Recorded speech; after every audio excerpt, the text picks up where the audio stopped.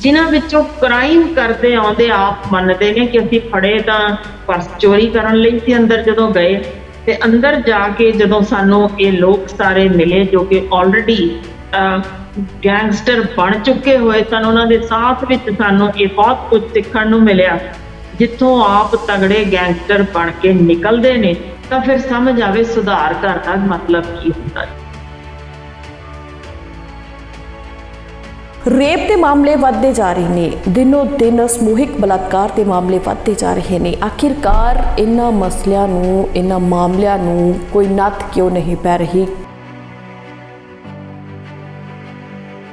कौन कौन जेलों च तुन्ने हुए ने, किस तरीके जेलों के विचों इंटरव्यूज़ होंदियां ने, किवें बलात्कारी सब छड्ड दिते जांदे ने, किवें राजनीतिक शह हेठ उन्हां नूं VIP ट्रीटमेंट मिलदी है।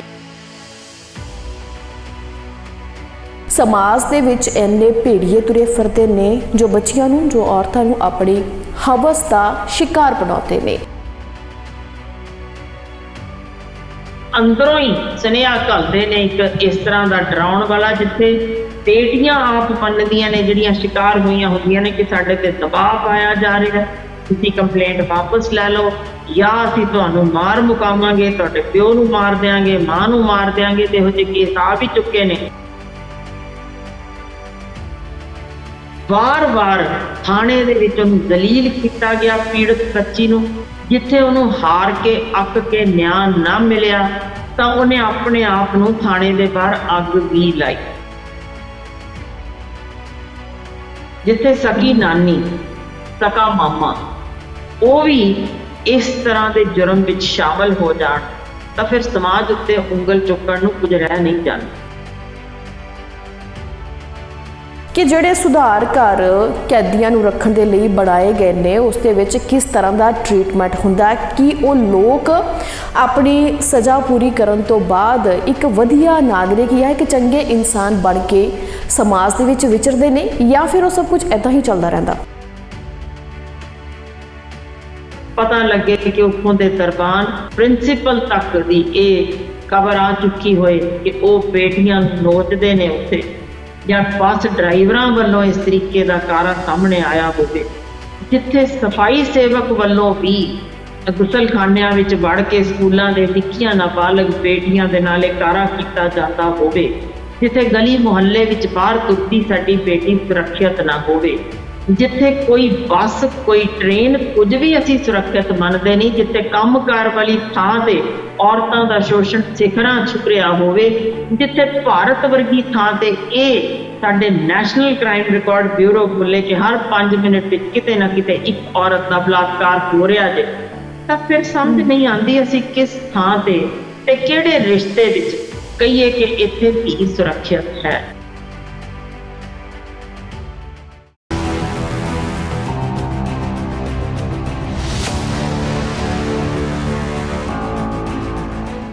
सत श्री अकाल जी, मैं नवदीप धालीवाल। तुसीं वेख रहे हो साडा खास प्रोग्राम किच सुनिए किच कहिए। ये प्रोग्राम है जिस विच आपां गल्लां बातां करदे आ वख-वख टॉपिक्स ते, खास करके गलबात हुंदी है उन्हां अहम मसलिਆਂ ते जिन्हां नूं आपां घरां दे विच बैठ के विचारते हाँ। गल भावें कोई बीमारी दी होवे, गल भावें किसी दी सेहत दे नाल रिलेटेड होवे या किसी चंगे खाण पीण दी चीज़ दे नाल। घरां दे विच रसोई दे समान दे विच जो भी चीज़ां पईयां हुंदियां ने, किस नूं किहड़ी बीमारी दे लई वरतिया जा सकदा, उन्हां बारे भी गलबात हुंदी है। ते कई वार गलबात हुंदी है राजसी मसलिਆਂ बारे, धार्मिक मसलिਆਂ बारे कि कुछ खास चल रहा है समाज दे विच, धार्मिक मसलिਆਂ दे विच ते राजनीति दे विच। ते नाले गलबात हुंदी है समाजिक मसलिਆਂ बारे कि समाज दे विच जो चल रहा है, क्यों चल रहा है, किस हिसाब से चल रहा है, तो जिथे जिथे भी कोई अहम घटना वापरती है उस दे नाल रिलेटेड इस प्रोग्राम दे विच टॉपिक लिया जाता है, उसके विचार वटांदरा किया जाता है। सो इस प्रोग्राम दे विच अक्सर साडे नाल विचार चर्चा करने के लिए पटियाला तो जुड़ते हैं डॉक्टर हरशिंदर कौर। असीं उन्हां दा स्वागत करांगे। सत श्री अकाल मैम, स्वागत है जी तुहाडा। सत श्री अकाल। ते जिन्ने भी सारे सुन वेख रहे ने सबनां नूं निੱਕੀ सत श्री अकाल। वैसे तो सारे दर्शक डॉक्टर हरशिंदर कौर नूं जानते ही ने, पर फिर भी मैं एक बार दस दवां कि डॉक्टर हरशिंदर कौर बच्चों के माहिर डॉक्टर ने। जिथे बच्चों के माहिर डॉक्टर ने उत्थे ही यह एक बहुत ही ਚੰਗੇ ਸਮਾਜ ਸੁਧਾਰਕ ਕਹਿ ਲਈਏ ਵੱਖੋ ਵੱਖਰੀਆਂ ਥਾਵਾਂ ਤੇ ਵੱਖੋ ਵੱਖਰੀਆਂ ਸਟੇਜਸ ਤੇ ਇਹ ਆਪਣੀ ਆਵਾਜ਼ ਬੁਲੰਦ ਕਰਦੇ ਨੇ। ਜਿੱਥੇ ਜਿੱਥੇ ਵੀ ਕਿਸੇ ਨੂੰ ਇਹਨਾਂ ਦੀ ਜ਼ਰੂਰਤ ਹੁੰਦੀ ਹੈ ਮਦਦ ਲਈ ਪਹੁੰਚਦੇ ਨੇ। ਤੁਹਾਨੂੰ ਦੱਸ ਦੇਵਾਂ ਕਿ ਇਹਨਾਂ ਵੱਲੋਂ ਇੱਕ ਟਰਸਟ ਵੀ ਚਲਾਇਆ ਜਾ ਰਿਹਾ ਜਿਸ ਵਿੱਚ 400 ਤੋਂ ਵੱਧ ਬੱਚੀਆਂ ਐਜੂਕੇਸ਼ਨ ਪ੍ਰਾਪਤ ਕਰ ਰਹੀਆਂ ਨੇ। ਬਹੁਤ ਹੀ ਭਲਾਈ ਦਾ ਕੰਮ ਹੈ ਜੋ ਇਹਨਾਂ ਵੱਲੋਂ ਕੀਤਾ ਜਾ ਰਿਹਾ ਹੈ ਤੇ ਬੜਾ ਹੀ ਮਾਣ ਮਹਿਸੂਸ ਕਰਦੇ ਹਾਂ ਅਸੀਂ ਕਿ ਜਦੋਂ ਇਹ ਸਾਡੇ ਨਾਲ ਸ਼ੋਅ ਦੇ ਵਿੱਚ ਆਉਂਦੇ ਨੇ ਤਾਂ ਅਸੀਂ ਬਹੁਤ ਸਾਰੀਆਂ ਚੀਜ਼ਾਂ ਬਹੁਤ ਸਾਰੀਆਂ ਗੱਲਾਂ ਜੋ ਖੁੱਲ੍ਹ ਕੇ ਕੋਈ ਨਹੀਂ ਬੋਲਦਾ, ਖੁੱਲ੍ਹ ਕੇ ਕੋਈ ਨਹੀਂ ਕਹਿੰਦਾ, ਤਾਂ ਇਹ ਬੇਝਿਜਕ ਉਹਨਾਂ ਗੱਲਾਂ ਨੂੰ ਇਸ ਪ੍ਰੋਗਰਾਮ ਦੇ ਵਿੱਚ ਲੈਂਦੇ ਨੇ ਤੇ ਰੱਖਦੇ ਨੇ। ਅੱਜ ਦਾ ਜੋ ਇਹ ਪ੍ਰੋਗਰਾਮ ਹੈ ਇਸ ਵਿੱਚ ਆਪਾਂ ਖਾਸ ਜਿਹੜੀ ਗੱਲਬਾਤ ਹੈ ਉਹ ਕਰਨੀ ਹੈ ਕਿ ਸਮਾਜ ਕਿੱਧਰ ਨੂੰ ਜਾ ਰਿਹਾ ਹੈ। ਮੇਨ ਜੇ ਗੱਲ ਕੀਤੀ ਜਾਵੇ ਕਿ ਦਿਨੋਂ ਦਿਨ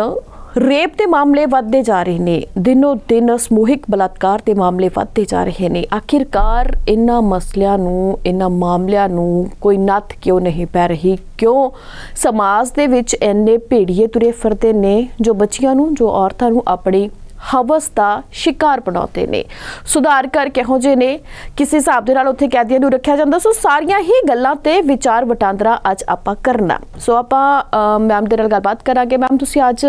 ਦਰਸ਼ਕਾਂ ਦੇ ਲਈ ਕਿਹੜੀ ਕਹਾਣੀ ਲੈ ਕੇ ਆਏ ਹੋ? ਦਰਅਸਲ ਅੱਜ ਇੱਕ ਨਹੀਂ, ਮੈਂ ਦੋ ਕਹਾਣੀਆਂ ਸਾਂਝੀਆਂ ਕਰਾਂਗੀ। ਇੱਕ ਤਾਂ ਉਹ ਕਹਾਣੀ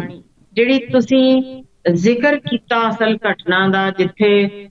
ਇਸ ਕਦਰ ਦਰਿੰਦਗੀ ਦੀ ਸਿਖਰ ਸੀ ਕਿ ਉਹਨਾਂ ਨੇ ਨਾ ਸਿਰਫ ਉਸ ਬੱਚੀ ਦਾ ਬਲਾਤਕਾਰ ਕੀਤਾ, ਸਮੂਹਕ ਬਲਾਤਕਾਰ ਕਰਨ ਤੋਂ ਬਾਅਦ ਜਿਸ ਤਰੀਕੇ ਉਹਦੇ ਮੂੰਹ ਦੇ ਵਿੱਚ ਉਹਨਾਂ ਨੇ ਯੂਰਿਨ ਪਾਸ ਕਰਕੇ ਤੇ ਜਿਵੇਂ ਉਹਦੀਆਂ ਵੀਡੀਓਜ਼ ਵਾਇਰਲ ਕੀਤੀਆਂ, ਸੱਚਮੁੱਚ ਅੱਤ ਦਾ ਇੱਕ ਘਿਨਾਉਣਾ ਕੰਮ ਸੀ, ਜਿੱਥੇ ਉਹਨਾਂ ਨੇ ਸਰੇਆਮ ਇਹ ਵੀ ਲਾਨਤ ਪਾਈ ਕਿ ਕਿਹੜਾ ਕਾਨੂੰਨ, ਸਾਨੂੰ ਕਿਸ ਤੋਂ ਡਰੇ, ਸਾਨੂੰ ਤਾਂ ਬਿਲਕੁਲ ਹੀ ਕੋਈ ਭੈ ਕਿਸੇ ਤੋਂ ਹੈ ਹੀ ਨਹੀਂ। ਯਾਨੀ ਇਹ ਚੀਜ਼ ਕਹਿਣੀ, ਮੈਨੂੰ ਲੱਗਦਾ ਸਮੁੱਚੇ ਸਮਾਜ ਦੇ ਮੂੰਹ ਤੇ ਚਪੇੜ, ਜਿੱਥੇ ਇਹ ਸਪਸ਼ਟ ਰੂਪ ਵਿੱਚ ਸੁਨੇਹਾ ਦਿੱਤਾ ਗਿਆ ਕਿ ਅਸੀਂ ਕੋਈ ਵੀ ਔਰਤ ਇੱਥੇ ਸੁਰੱਖਿਅਤ ਨਹੀਂ ਮੰਨਦੇ ਤੇ ਸਾਡਾ ਜੋ ਵੀ ਜਿੱਦ ਕਰੇਗਾ ਅਸੀਂ ਇਹ ਕਰਾਂਗੇ। ਤੇ ਜਿਸ ਹੱਦ ਤੱਕ ਉਹ ਗਏ ਉਹ ਇਹ ਸਭ ਨੂੰ ਸਾਫ਼ ਕਰ ਦਿੰਦਾ ਕਿ ਕੀ ਸਾਡੀ ਮੌਜੂਦਾ ਹਾਲਾਤ ਅਸੀਂ ਬੇੜੀਆਂ ਦੀ ਜਿੱਥੋਂ ਤੱਕ ਗੱਲ ਕਰ ਰਹੇ ਹਾਂ। ਹੁਣ ਇਸ ਤੋਂ ਅਗਲੀ ਇੱਕ ਜੋ ਹੋਰ ਮੈਂ ਕਹਾਣੀ ਦੀ ਨੇ ਜਿਹੜੀ ਗੱਲ ਕਰਨ ਲੱਗੀ ਹਾਂ ਉਹ ਵੀ ਆਈ, ਜਿੱਥੇ ਇੱਕ ਦੂਸਰਾ ਪਹਿਲੂ ਸਾਹਮਣੇ ਆਉਂਦਾ। ਉਹ ਪਹਿਲੂ ਇਹ ਹੈ ਕਿ ਸਾਨੂੰ ਪਤਾ ਹੈ ਕਿ ਇਸ ਵੇਲੇ ਕੌਣ ਜੇਲ੍ਹਾਂ 'ਚ ਤੁੰਨੇ ਹੋਏ ਨੇ, ਕਿਸ ਤਰੀਕੇ ਜੇਲ੍ਹਾਂ ਦੇ ਵਿੱਚੋਂ ਇੰਟਰਵਿਊਜ਼ ਹੁੰਦੀਆਂ ਨੇ, ਕਿਵੇਂ ਬਲਾਤਕਾਰੀ ਸਭ ਛੱਡ ਦਿੱਤੇ ਜਾਂਦੇ ਨੇ, ਕਿਵੇਂ ਰਾਜਨੀਤਿਕ ਸ਼ਹਿ ਹੇਠ ਉਹਨਾਂ ਨੂੰ VIP ਟ੍ਰੀਟਮੈਂਟ ਮਿਲਦੀ ਹੈ, ਤੇ ਕਿਵੇਂ ਜਿਹੜੇ ਉਹ ਲੋਕ ਜਿਨ੍ਹਾਂ ਨੇ ਕੁਛ ਬਹੁਤ ਪੈਟੀ ਕ੍ਰਾਈਮਸ ਕੀਤੇ ਹੋਣ ਉਹਨਾਂ ਨਾਲ ਕੀ ਦੁਰਵਿਹਾਰ ਕੀਤਾ ਜਾਂਦਾ। ਮੈਂ ਤੁਹਾਨੂੰ ਉਹ ਥੋੜੀ ਜਿਹੀ ਸਾਂਝ ਦਵਾਂਗੀ ਜੀ। ਹੋਇਆ ਇੰਜ ਕਿ ਇੱਕ 25 ਗੋਲੀਆਂ ਐਲਬਰੇਟ ਦੀਆਂ ਮਿਲ ਗਈਆਂ। ਉਹ ਨਸ਼ੇ ਦਾ ਆਦੀ ਸੀ, ਉਹਨੇ ਕਿਸੇ ਤਰੀਕੇ ਕਿਸੇ ਤੋਂ ਮੰਗਵਾਈਆਂ ਜਿਹੜੀਆਂ ਉਹਨੂੰ ਪਹੁੰਚੀਆਂ, ਤੇ ਉਹ ਜਦੋਂ ਫੜਾ ਰਿਹਾ ਸੀ ਉਸਨੂੰ ਜਦੋਂ ਬੰਦਾ, ਤੇ ਉਦੋਂ ਉਹ ਤਾਂ ਭੱਜ ਗਿਆ, ਪਰ ਇਹ ਕਾਬੂ ਵਿੱਚ ਆ ਗਿਆ ਜਿਸ ਨੂੰ ਉਹਨਾਂ ਨੇ ਫੜ ਲਿਆ। ਹੁਣ ਉਹਦੀ ਹਾਲਤ ਮੈਂ ਤੁਹਾਨੂੰ ਅੱਜ ਦੇ ਦਿਨ, ਜਿਵੇਂ ਉਹ ਦਾਖਲ ਹੈ ਰਜਿੰਦਰਾ ਹਸਪੀਟਲ ਵਿੱਚ, ਸਿਰਫ ਉਹ ਤੁਹਾਨੂੰ ਧਿਆਨ ਦਵਾ ਦਿਆਂ ਕਿ ਉਸ ਬੰਦੇ ਨੂੰ HIV ਹੈ, TB ਦੀ ਬਿਮਾਰੀ ਹੈ, ਤੇ ਉਹਦਾ ਇਸ ਵੇਲੇ ਹਾਲਤ ਇਹ ਹੈ ਕਿ ਥੁੱਕ ਕੇ ਕਾਨਾ ਉਹ ਹੋ ਚੁੱਕਿਆ। ਉਹਦੇ ਨੱਕ ਰਾਹੀਂ ਟਿਊਬ ਪਾਈ ਹੋਈ ਹੈ ਜਿਸ ਰਾਹੀਂ ਉਹਨੂੰ ਖੁਰਾਕ ਜਾਂਦੀ ਜੇ। ਉਸ ਤੋਂ ਇਲਾਵਾ ਹੋਰ ਵੀ ਕਈ ਥਾਈਂ ਉਹਦੇ ਜ਼ਖਮ ਰਿਸਦੇ ਪਏ ਨੇ। ਉਹਨੂੰ ਇਸ ਹਾਲ ਵਿੱਚ ਹੈ ਕਿ ਬਿਨਾਂ ਜੇ ਕੋਈ ਡਾਕਟਰ ਜਾਂ ਨਰਸ ਜੇ ਨਹੀਂ ਖਵਾਏਗੀ, ਉਹ ਆਪ ਉਹਦੀ ਖਾਣ ਦੀ ਹਾਲਤ ਵਿੱਚ ਨਹੀਂ ਹੈ ਕਿ ਆਪੇ ਖਾ ਸਕੇ, ਆਪੇ ਤੁਰ ਫਿਰ ਸਕੇ ਬਿਨਾਂ ਸਹਾਰੇ ਦੇ, ਇਹ ਵੀ ਉਹਦੀ ਹਾਲਤ ਨਹੀਂ ਹੈ। ਹੁਣ ਇਸ ਬੰਦੇ ਨੂੰ ਅੰਦਰ ਡੱਕਿਆ ਨੂੰ ਸਿਰਫ ਜਿਹੜਾ ਮੌਤ ਤਿਲ ਮਰਦਾ ਮੌਤ ਨੂੰ ਉਡੀਕ ਰਿਹਾ ਹੈ, ਇਹ ਜੇਲ੍ਹ ਵਿੱਚ ਤੁੰਨੇ ਹੋਏ ਨੂੰ ਮੈਨੂੰ ਸਮਝਾ ਦਿਓ ਅਸੀਂ ਕੀ ਨਿਆਂ ਦੇ ਰਹੇ। ਆਖਰ ਜਿਨ੍ਹਾਂ ਨੂੰ ਲੋੜ ਹੈ ਉਹ ਤਾਂ ਅਸੀਂ ਕਹਿ ਦਿੰਦੇ ਹਾਂ ਫੜੇ ਨਹੀਂ ਗਏ, ਅਜੇ ਗਾਇਬ ਨੇ। ਜੇ ਇੱਕ ਨਹੀਂ ਦੋ ਨਹੀਂ ਅਣਗਿਣਤ ਹੋਣਗੇ ਜਿਹੜੇ ਅਸੀਂ ਇਹ ਵੀ ਗਿਣ ਸਕਦੇ ਹਾਂ ਉਂਗਲਾਂ ਦੇ ਉੱਤੇ ਵੀ ਉਹ ਆ ਵੀ ਬਾਹਰ ਮੁਲਕ ਤੋਂ ਚਲਾ ਗਿਆ, ਇਹ ਵੀ ਚਲਾ ਗਿਆ, ਇਹਨੂੰ ਲਗਾ ਦਿੱਤਾ ਗਿਆ, ਵਰਗੀਆਂ ਬਹੁਤ ਸਾਰੀਆਂ ਚੀਜ਼ਾਂ ਨੇ ਜਿਨ੍ਹਾਂ ਨੇ ਲੁੱਟ ਕੇ ਖਾ ਲਿਆ, ਉਹ ਸਭ ਨਿਕਲ ਚੁੱਕੇ ਨੇ, ਇਹ ਖਬਰਾਂ ਛਪ ਚੁੱਕੀਆਂ ਨੇ। ਪਰ ਇਹ ਲੋਕ ਕੋਈ ਇੱਕਾ ਦੁੱਕਾ ਨਹੀਂ, ਇਹੋ ਜਿਹੇ ਹੋਰ ਵੀ ਨੇ ਜਿਹੜੇ ਇਸ ਹਾਲਤ ਵਿੱਚ ਹਸਪੀਟਲ ਲਿਆਏ ਜਾਂਦੇ ਨੇ ਕਿ ਉਹ ਮੰਜੇ ਉੱਤੇ ਵੀ ਪਾਸਾ ਲੈਣ ਵਾਲੇ ਨਹੀਂ, ਲਕਵਾ ਮਾਰਿਆ ਪਿਆ ਹੈ। ਤੇ ਜਿਨ੍ਹਾਂ ਵਿੱਚ 90 ਵਰਿਆਂ ਦੇ ਵੀ ਦਾਖਲ ਨੇ ਹੁੰਦੇ ਉੱਥੋਂ ਆ ਕੇ, ਜਿਨ੍ਹਾਂ ਉੱਤੇ ਇਲਜ਼ਾਮ ਲਾਇਆ ਹੁੰਦਾ ਕਤਲ ਦਾ, ਜੋ ਆਪ ਸੋਟੀ ਫੜ ਕੇ ਤੁਰਨ ਵਾਲੀ ਹਾਲਤ ਵਿੱਚ ਵੀ ਨਹੀਂ ਹੁੰਦੇ, ਤੇ ਜਿਨ੍ਹਾਂ ਦੇ ਸਪਸ਼ਟ ਰੂਪ ਵਿੱਚ ਆਪ ਹੀ ਲਿਆਉਣ ਵਾਲੇ ਪੁਲਿਸ ਵਾਲੇ ਮੰਨੇ ਹੁੰਦੇ ਨੇ ਕਿ ਇਹ ਸ਼ੱਕ ਦੇ ਬਿਨਾਂ ਦੇ ਅੰਦਰ ਹੈ ਜੇ, ਪਰ ਇਹਨੂੰ ਕਿਉਂਕਿ ਉਹ ਛੁੱਟ ਨਹੀਂ ਸਕਦਾ, ਇਹਦੇ ਕੋਲ 1000 ਰੁਪਇਆ ਵੀ ਨਹੀਂ ਕਿ ਉਹ ਦੇ ਕੇ ਬਾਹਰ ਨਿਕਲ ਸਕੇ, ਇਸ ਤਰ੍ਹਾਂ ਇਹ ਸਾਲ ਵਿੱਚ ਅੰਦਰ ਹੀ ਖਤਮ ਪੂਰਾ ਹੋ ਜਾਏਗਾ। ਕੋਈ ਇਹਦਾ ਆ ਹੀ ਨਹੀਂ ਰਿਹਾ ਇਹਨੂੰ ਬਚਾਉਣ ਲਈ, ਕਿਉਂਕਿ ਇਹਦਾ ਕੋਈ ਬਚਿਆ ਹੀ ਨਹੀਂ ਆਪਣਾ। ਤਾਂ ਇਹਨਾਂ ਹਾਲਤਾਂ ਵਿੱਚ ਜਿਹੜੇ ਅੰਦਰ ਡੱਕੇ ਹੋਏ ਲੋਕ ਨੇ, ਇਹ ਸਮਝ ਤਾਂ ਆਵੇ ਕਿ ਕੀ ਸੁਨੇਹਾ ਸਮਾਜ ਨੂੰ ਦੇ ਰਹੇ ਨੇ। ਬਹੁਤ ਇੱਕ ਡੂੰਘੀ ਗੱਲ ਹੈ, ਜਿਸ ਕਾਰਨ ਮੈਂ ਤੁਹਾਨੂੰ ਇਹ ਗੱਲ ਸੁਣਾਈ ਕਿ ਇਹ ਇੱਕਾ ਦੁੱਕਾ ਨਹੀਂ, ਬਹੁਤ ਸਾਰੇ ਨੇ ਜਿਨ੍ਹਾਂ ਵਿੱਚੋਂ ਕ੍ਰਾਈਮ ਕਰਦੇ ਆਉਂਦੇ ਆਪ ਮੰਨਦੇ ਨੇ ਕਿ ਅਸੀਂ ਫੜੇ ਤਾਂ ਪਰਸ ਚੋਰੀ ਕਰਨ ਲਈ ਸੀ ਅੰਦਰ ਜਦੋਂ ਗਏ, ਤੇ ਅੰਦਰ ਜਾ ਕੇ ਜਦੋਂ ਸਾਨੂੰ ਇਹ ਲੋਕ ਸਾਰੇ ਮਿਲੇ ਜੋ ਕਿ ਆਲਰੇਡੀ ਗੈਂਗਸਟਰ ਬਣ ਚੁੱਕੇ ਹੋਏ ਸਨ, ਉਹਨਾਂ ਦੇ ਸਾਥ ਵਿੱਚ ਸਾਨੂੰ ਇਹ ਬਹੁਤ ਕੁਝ ਸਿੱਖਣ ਨੂੰ ਮਿਲਿਆ, ਜਿੱਥੋਂ ਆਪ ਤਗੜੇ ਗੈਂਗਸਟਰ ਬਣ ਕੇ ਨਿਕਲਦੇ ਨੇ, ਤਾਂ ਫਿਰ ਸਮਝ ਆਵੇ ਸੁਧਾਰ ਘਰ ਦਾ ਮਤਲਬ ਕੀ ਹੁੰਦਾ ਹੈ। ਯਾਨੀ ਜਿਨ੍ਹਾਂ ਥਾਵਾਂ ਤੇ ਇਸ ਹਾਲ ਵਿੱਚ ਲੋਕ ਪਹੁੰਚੇ ਨੇ ਕਿ ਉਹ ਆਪ ਆਪਣੇ ਜੋਗੇ ਵੀ ਨਹੀਂ, ਉਹਨਾਂ ਨੂੰ ਤਿਲ ਕਰਕੇ ਅਸੀਂ ਮਰਨ ਉੱਤੇ ਸੁੱਟ ਦਿੱਤਾ, ਜਿਨ੍ਹਾਂ ਦੇ ਜੁਰਮ ਵੀ ਇੰਨੇ ਭਾਰੀ ਨਹੀਂ, ਪਰ ਉਹਨਾਂ ਕੋਲ ਪੈਸੇ ਤਾਰਨ ਨੂੰ ਹੀ ਨਹੀਂ ਕਿ ਉਹਨਾਂ ਦੀ ਬੇਲ ਵੀ ਹੋ ਸਕੇ, ਕੁਝ ਵੀ ਹੋ ਸਕੇ। ਤੇ ਦੂਜੇ ਪਾਸੇ ਅਸੀਂ ਇਹਨਾਂ ਨੂੰ ਸਭ ਨੂੰ ਛੱਡਦੇ ਹਾਂ, ਤਾਂ ਮੈਨੂੰ ਦੱਸੋ ਇਹਨਾਂ ਦੇ ਮਨੁੱਖੀ ਅਧਿਕਾਰਾਂ ਦੀ ਕੀ ਗੱਲ ਕਰ ਰਹੇ ਨੇ? ਤੇ ਜਿਹੜੇ ਇਸ ਤਰ੍ਹਾਂ ਦੇ ਬਲਾਤਕਾਰੀਏ ਨੇ, ਉਹ ਸਾਰਿਆਂ ਨੂੰ ਬੇਲ ਜਦੋਂ ਦਿੱਤੀ ਜਾਂਦੀ, ਕੀ ਸੁਨੇਹਾ ਦਿੱਤਾ ਜਾਂਦਾ? ਯਾਨੀ ਜਿਹੜੇ ਬਲਾਤਕਾਰ ਕਰਕੇ ਬਾਹਰ ਛੁੱਟ ਰਹੇ ਨੇ, ਜਾਂ ਸਮਾਜ ਵਿੱਚ ਇੱਕ ਅੰਦਰੋਂ ਹੀ ਸੁਨੇਹਾ ਘੱਲਦੇ ਨੇ ਇੱਕ ਇਸ ਤਰ੍ਹਾਂ ਦਾ ਡਰਾਉਣ ਵਾਲਾ, ਜਿੱਥੇ ਬੇਟੀਆਂ ਆਪ ਮੰਨਦੀਆਂ ਨੇ ਜਿਹੜੀਆਂ ਸ਼ਿਕਾਰ ਹੋਈਆਂ ਹੁੰਦੀਆਂ ਨੇ ਕਿ ਸਾਡੇ ਤੇ ਦਬਾਅ ਪਾਇਆ ਜਾ ਰਿਹਾ, ਤੁਸੀਂ ਕੰਪਲੇਂਟ ਵਾਪਸ ਲੈ ਲਓ ਜਾਂ ਅਸੀਂ ਤੁਹਾਨੂੰ ਮਾਰ ਮੁਕਾਵਾਂਗੇ, ਤੁਹਾਡੇ ਪਿਓ ਨੂੰ ਮਾਰ ਦਿਆਂਗੇ, ਮਾਂ ਨੂੰ ਮਾਰ ਦਿਆਂਗੇ। ਤੇ ਇਹੋ ਜਿਹੇ ਕੇਸ ਆ ਵੀ ਚੁੱਕੇ ਨੇ ਜਿੱਥੇ ਉਹ ਇਸ ਤਰ੍ਹਾਂ ਦੀ ਪੀੜਤ ਜਿਹੜੀ ਬੱਚੀ ਸੀ ਉਹਦੇ ਪਿਤਾ ਨੂੰ ਮਾਰ ਦਿੱਤਾ ਗਿਆ। ਤੇ ਇਹਨਾਂ ਵਿੱਚ ਵੀ ਇਹੋ ਜਿਹੇ ਹਾਲ ਵਿੱਚ ਵੀ ਸਾਡੇ ਕੋਲ ਖਬਰ ਆ ਚੁੱਕੀ ਹੋਈ ਹੈ, ਜਿੱਥੇ ਵਾਰ-ਵਾਰ ਥਾਣੇ ਦੇ ਵਿੱਚ ਉਹਨੂੰ ਦਲੀਲ ਕੀਤਾ ਗਿਆ ਪੀੜਤ ਬੱਚੀ ਨੂੰ, ਜਿੱਥੇ ਉਹਨੂੰ ਹਾਰ ਕੇ ਅੱਕ ਕੇ ਨਿਆਂ ਨਾ ਮਿਲਿਆ ਤਾਂ ਉਹਨੇ ਆਪਣੇ ਆਪ ਨੂੰ ਥਾਣੇ ਦੇ ਬਾਹਰ ਅੱਗ ਵੀ ਲਾਈ। ਇਸ ਤਰੀਕੇ ਤੋਂ ਇਲਾਵਾ ਵੀ ਸਾਨੂੰ ਪਤਾ ਹੈ ਬਹੁਤ ਸਾਰੀਆਂ ਉਹ ਜਿਨ੍ਹਾਂ ਦੇ ਸਮੂਹਕ ਬਲਾਤਕਾਰ ਕਰਨ ਦੇ ਬਾਅਦ, ਕਿਉਂਕਿ ਉਹ ਗਰੀਬ ਘਰੋਂ ਸੀ, ਇੱਕ ਖਾਸ ਤਰ੍ਹਾਂ ਦੇ ਯਾਨੀ ਤੁਸੀਂ ਕਹਿ ਲਓ ਕਿ ਅਸੀਂ ਅੱਜ ਤਿਰਸਕਾਰ ਦੀ ਨਜ਼ਰ ਨਾਲ ਸਮਾਜ ਵੇਖਦਾ ਜੇ ਕਿ ਉਸ ਪਾਸਿਓਂ ਜਾਤ ਪਾਤ ਦੇ ਅਸਰ ਅਧੀਨ ਕਿ ਉਹਨਾਂ ਨੂੰ ਬਿਨਾਂ ਮਾਪਿਆਂ ਨੂੰ ਸੌਂਪਿਆ ਵੀ ਇਹੋ ਜਿਹੀ ਬੇਟੀ ਨੂੰ ਉਹਦਾ ਸੰਸਕਾਰ ਤੱਕ ਕਰ ਦਿੱਤਾ ਜਾਂਦਾ ਜੀ। ਤੇ ਉਸ ਤੋਂ ਵੀ ਉਦਾਂ ਜਿਵੇਂ ਦੀ ਹੁਣ ਅਸੀਂ ਰੋਜ਼ ਦੇ ਜੋ ਪੜ੍ਹਨ ਨੂੰ ਮਿਲਦੇ ਨੇ, ਵੇਖਣ ਨੂੰ ਮਿਲਦੇ ਨੇ, ਜਾਂ ਜਿਹੜੀਆਂ ਬੇਟੀਆਂ ਦਾ ਪੋਸਟਮਾਰਟਮ ਲਈ ਇਹੋ ਜਿਹੀਆਂ ਬੱਚੀਆਂ ਜੋ ਮਾਰ ਦਿੱਤੀਆਂ ਜਾਂਦੀਆਂ ਨੇ, ਉਹਨਾਂ ਦਾ ਉਹ ਕਤਲ ਤੋਂ ਬਾਅਦ ਜਦੋਂ ਆਉਂਦੀਆਂ ਨੇ ਨਾ, ਦਿਲ ਕੰਬਦਾ। 9ਵੀਂ ਜਮਾਤ ਚ ਪੜ੍ਹਦਾ ਇੱਕ ਸਕਾ ਮਾਮਾ ਜਿਹਦਾ ਮੈਂ ਜ਼ਿਕਰ ਕਰਨਾ ਚਾਹੁੰਦੀ ਹਾਂ ਜੀ, ਉਹ ਜਦੋਂ ਉਹਦੇ ਕੋਲ ਛੁੱਟੀਆਂ ਦੇ ਵਿੱਚ ਉਹਦੀ ਵੱਡੀ ਭੈਣ ਤੇ ਉਹਦੀ ਨਾਲ, ਯਾਨੀ ਉਹਦੀ ਭੈਣ ਇੱਕ ਗਈ ਆਪਣੇ ਪੇਕੇ, ਜਦੋਂ ਉਹਦੀ ਮਤਲਬ ਆਈ ਸੀ ਨਾਲ ਆਪਣੀ ਬੇਟੀ ਲੈ ਕੇ ਆਈ ਸੀ ਜੋ ਸਿਰਫ 4 ਵਰ੍ਹਿਆਂ ਦੀ। ਹੁਣ ਉਹਦਾ ਸਕਾ ਮਾਮਾ ਯਾਨੀ ਆਪਣੀ ਭਾਂਜੀ ਨੂੰ ਲੈ ਕੇ ਉੱਥੇ ਰੋਜ਼ ਕੋਈ ਨਾ ਕੋਈ ਘੁਮਾਉਣ ਲਈ ਲੈ ਜਾਣਾ, ਕਦੇ ਕੁਛ ਖਾਣ ਲਈ, ਕਦੇ ਇੰਝ ਹੀ ਕਰਦੇ। 5ਵੇਂ ਕੁ ਦਿਨ ਉਹ ਉਹਨੂੰ ਲੈ ਕੇ ਇਸੇ ਤਰ੍ਹਾਂ ਗਿਆ ਤੇ ਮੁੜ ਕੇ ਵਾਪਸ ਇਕੱਲਾ ਆਇਆ। ਇਹ ਖਬਰ ਪੂਰੀ ਛਪ ਚੁੱਕੀ ਹੋਈ ਤੇ ਮੈਂ ਉਹਦੀਆਂ ਥੋੜੀਆਂ ਜਿਹੀਆਂ ਪੋਸਟਮਾਰਟਮ ਰਿਪੋਰਟ ਜੋ ਹੈ ਉਹ ਵੀ ਤੁਹਾਡੇ ਨਾਲ ਸਾਂਝੀ ਕਰਨਾ ਚਾਹਾਂਗੀ ਜੀ। ਗਾਇਬ ਹੋ ਗਈ ਬੇਟੀ, ਜੇ ਉਹਨੇ ਦੱਸਿਆ ਆ ਕੇ ਵੀ ਹੈ ਨਹੀਂ, ਉਹ ਤੈਨੂੰ ਪਤਾ ਨਹੀਂ ਲੱਗਿਆ ਕਿੱਥੇ ਗਈ ਹੈ। ਪੁਲਿਸ ਰਿਪੋਰਟ ਕੀਤੀ ਗਈ, ਮਾਂ ਤਾਂ ਝੱਲੀ ਹੋ ਹੀ ਜਾਣੀ ਸੀ, ਚੁਫੇਰੇ ਬੱਤੀ ਦੌੜਦੀ ਫਿਰਦੀ ਰਹੀ। ਤੇ ਥੋੜੀ ਦੇਰ ਬਾਅਦ ਘਰ ਵਿੱਚੋਂ ਨਾਨੀ ਗਾਇਬ ਹੋ ਗਈ। ਕਾਫੀ ਚਿਰ ਬਾਅਦ ਉਹ 2 ਘੰਟਿਆਂ ਬਾਅਦ ਮੁੜੀ ਤਾਂ ਉਹ ਆਪਣੇ ਨਾਲ ਉਸ ਬੱਚੀ ਦੀ, ਜਿਸ ਡੇਟ ਦੇ ਗੁੰਮ ਹੋਣ ਦੀ ਸ਼ਿਕਾਇਤ ਕੀਤੀ ਗਈ ਸੀ, ਉਸ ਬੱਚੀ ਦੀ ਲਾਸ਼ ਸੀ ਉਹਦੇ ਜੀ। ਉਹਨੇ ਆ ਕੇ ਉਹਦੀ ਕੱਪੜੇ ਬਦਲੇ ਬੱਚੀ ਦੇ, ਉਹਨੂੰ ਨਵਾਇਆ ਧਵਾਇਆ, ਉਹਨੂੰ ਸਾਫ਼ ਕਰਕੇ ਉੱਥੇ ਰੱਖ ਦਿੱਤਾ। ਤੇ ਜਿਸ ਹਾਲ ਵਿੱਚ ਉਹ ਬੱਚੀ ਸੀ, ਮੈਂ ਥੋੜਾ ਜਿਹਾ ਅੰਦਾਜ਼ਾ ਨਾ ਹੋਵੇ ਤਾਂ ਦੱਸ ਦਿਆਂ ਕਿ ਉਸ ਬੱਚੀ ਦੀ ਅੱਧ ਸੜੀ ਲਾਸ਼ ਸੀ, ਜਿਸ ਨੂੰ ਕੁੱਤੇ ਨੇ ਕੁਝ ਹਿੱਸੇ ਉਸ ਨੂੰ ਖਾ ਚੁੱਕਿਆ ਹੋਇਆ। ਹੁਣ ਇਸ ਤਰੀਕੇ ਦੀ ਨੋਚੀ ਲਾਸ਼ ਤੁਸੀਂ ਸਮਝ ਸਕਦੇ ਹੋ ਕਿ ਮਾਂ ਜਦੋਂ ਦੇਖੇ ਆਪਣੀ ਬੱਚੀ ਦੀ ਇੰਨੀ ਛੋਟੀ ਜਿਹੀ ਬੇਟੀ ਦਾ, ਉਹ ਵੀ ਨਾਨਕੇ ਆਈ ਹੋਈ, ਤਾਂ ਕੀ ਹਾਲ ਉਹਦਾ ਹੋਇਆ ਹੋਏਗਾ। ਰੋ ਰੋ ਬੇਹਾਲ ਹੋਈ ਪਈ ਸੀ। ਤੇ ਉਹ ਆਂਢ ਗੁਆਂਢ ਜਦੋਂ ਸਾਰੇ ਇਕੱਠੇ ਹੋਏ, ਉਹਨਾਂ ਨੂੰ ਵੀ ਦੇਖ ਕੇ ਇੱਕ ਵਾਰ ਘਬਰਾਹਟ ਹੁੰਦੀ ਸੀ ਕਿ ਇੰਨੀ ਨਿੱਕੀ ਜਿਹੀ ਮਲੂਕ ਜਿਹੀ ਬੱਚੀ ਤੇ ਇੰਨੀ ਬੇਹੂਦਗੀ ਨਾਲ ਕਿਸਨੇ ਇਹਨੂੰ ਮਾਰਿਆ। ਤੇ ਫਿਰ ਜ਼ਾਰੇ ਪੋਸਟਮਾਰਟਮ ਲਈ ਇਹ ਜਾਣੀ ਹੋਈ ਸੀ। ਪੋਸਟਮਾਰਟਮ ਤੇ ਪਤਾ ਜੇ ਕੀ ਫਾਈਂਡਿੰਗ ਲੱਭੀ